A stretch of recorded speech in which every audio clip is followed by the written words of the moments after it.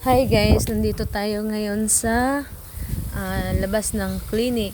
Ito yung clinic guys na aming pipinturahan ng panibago kasi nang didilaw na. Kasi sobrang tagal sa ilang years na din siya guys na hindi napinturahan. Siguro 4 years. Yan. Ganyan yung loob niya guys. Sobrang di naman madumi, lang siya, naninilaw.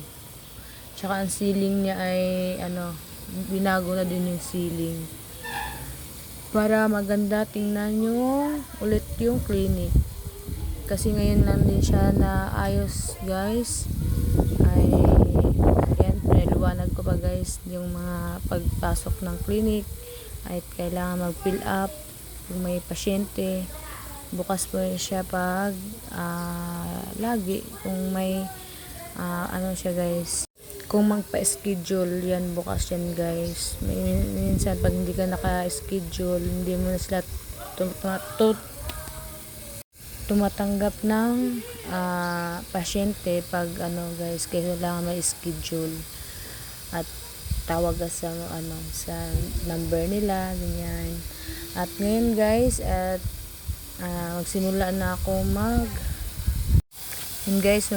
ako magpintura kasi nakaliha na yan, niliha ko na bago pipinturahan para kumakapit yung sana all kumakapit na kumakapit ng ang pintura. Iba talaga iniisip nyo yan guys. Ako ay madumi na dyan kasi nagliha kasi ako guys bago nagpintura. Ay dugyot na ako. Dugyot ako kasi nagliha ang mga alikabok na punta sa aking damit. Yan. Tapos niyan guys ay busy pa ang bata. At aking pinturahan yung kasingit-singitan sa ating banda sa ceiling kasi magkabukod kasi yan guys ng pintura, hindi magkahalo kasi yung kasingitan niya ay naninilaw at ating brushin. Yan, brush ko ng para hindi magkalat yung pintura dun sa ceiling. Yan, dyan matuto ka dyan magpintura. Kahit babae ka, kailangan matuto ka talaga. Yan, pangit ko na. Yan, pangit ko guys.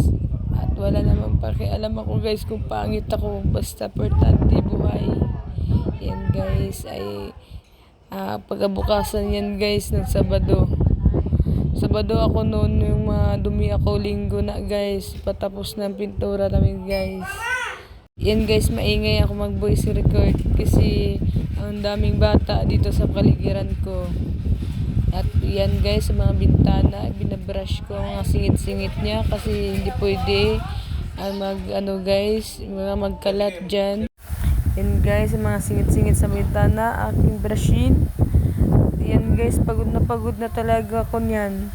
Wala na talaga akong pahinga niyan. Laban lang. Hanggang may buhay, may pag-asa pa. Yan. Naglagay ako ng sa likod ko guys kasi sobrang init. Walang kahangin-hangin. Yan.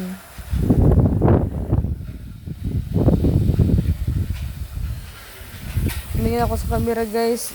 Tingin ko pala guys. Maganda pala tingnan. Masih ko lingaw. Yan guys. At ako ay umpisa ka ulit.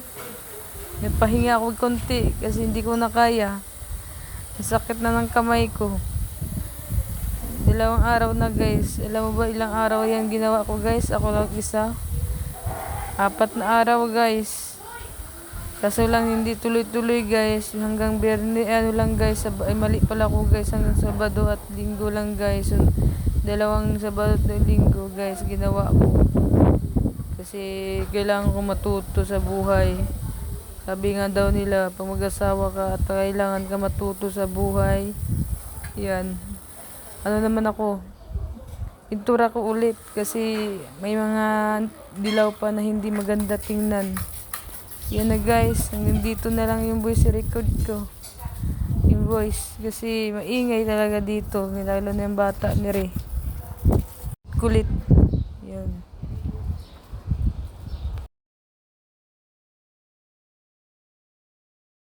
Yan. Yan guys, pangiti-ngiti. Yan guys, natapos na ang aking pagtutuos. Apat na araw. Yan guys, ay maganda na. Inayos ko na lahat. Pati mga yan lahat. Ready na ulit. Ready na magtanggap ng na pasyente. Yan guys, pwede na tumanggap ng pasyente guys. Ay tapos na yung aming pintura. Yan. Thank you guys. Salamat sa suporta.